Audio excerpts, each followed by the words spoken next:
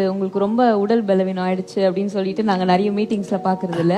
So எப்படி uncle உங்களுடைய அதாவது திருவாரூர், தஞ்சாவூர், திருச்சி, கோயம்புத்தூர், பொள்ளாச்சி இப்படி இந்த தொடர் ஊழியத்துக்கு போனதுனால எனக்கு லைட்டா சுகர் இருந்தது. சுகருக்கு ஏற்ற மாத்திரை சரியா போட முடியல, அதுக்கேற்ற மாதிரி ஆகாரம் எடுக்க முடியல. இப்படி போயிட்டு வந்ததுனால கொஞ்சம் பாடி தன்னாலே பலவீனம் ஆயிட்டு வீட்டுக்கு வந்திருக்கேன். ரொம்ப ஒரு மாதிரி ஆயிட்டு. அப்ப தூத்துக்குடியில என்னுடைய நண்பர் டாக்டர் இருக்காரு, அந்த டாக்டர்கிட்ட அங்க போனேன், சமாதான கிளினிக் அங்க போனேன். அவன்கிட்ட போய் இந்த மாதிரி டெஸ்ட் பண்ணு அவன் சொல்றேன், என்னையா அவ்வளவு இது வச்சிருக்கப்புன்னு எவ்வளோ இருக்கும் 700க்கு மேல இருக்குங்கிறான்.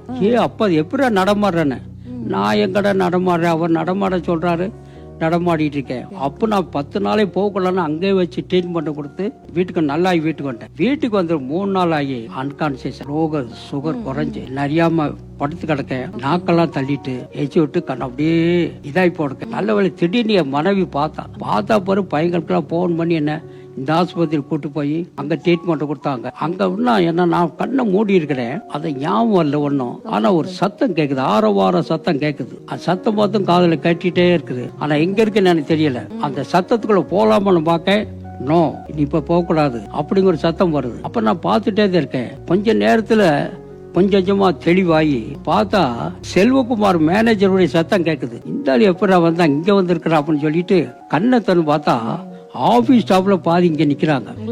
என்ன ஆச்சு இப்படி, என்னமே இந்த மாதிரி உங்களுக்கு ஆயிட்டுனேன், அதனால வந்தோம். அங்கிருந்து உடனே பெல் ஆஸ்பத்திரி கொண்டு போனோம், திருநெல்வேலி. அந்த டாக்டரமா அவங்க ஒரு 10 நாள் வச்சிருந்து பார்த்து இது பண்ணாங்க. அங்க போனா ஹார்ட் அஃபெக்ட் பண்ணி ஹார்ட் இதாயிட்டு அங்கிருந்து ஏஞ்சல் ஹாஸ்பிட்டல் அங்க போனா அவரு ட்ரீட்மெண்ட் தானுங்க. இங்க பந்தல்ல நடக்கும் போதே வருவாங்களா, ஐயா உங்க பார்ட்னர் ரொம்ப பிடிக்கும் ஐயா, அங்க வந்து கேட்கறதுக்குன்னே வருவோம். அப்ப 4 பேர் நல்ல ட்ரீட்மெண்ட் கொடுத்ததுல கடைசியா ஏஞ்சல் ஹாஸ்பிட்டலுக்கு டாக்டர் என்ன சொன்னா தெரியுமா, சமாதானத்தோட இப்போ உன்னை அனுப்புனவர் நான் நல்லாவா என்ன கிதியோனுக்கு சொன்ன மாதிரி உன்னை அனுப்புறேன் போங்க, கத்த உங்களுக்கு பலம் கொடுப்பாரு. அதே மாதிரி வந்தேன். இந்நாள் வரை கத்தர் பலம் கொடுத்து அந்த வியாதிக்குரிய அறிகுறியே இல்லை. கொஞ்சம் சோர்வா இருக்கு, அவ்வளவுதான்.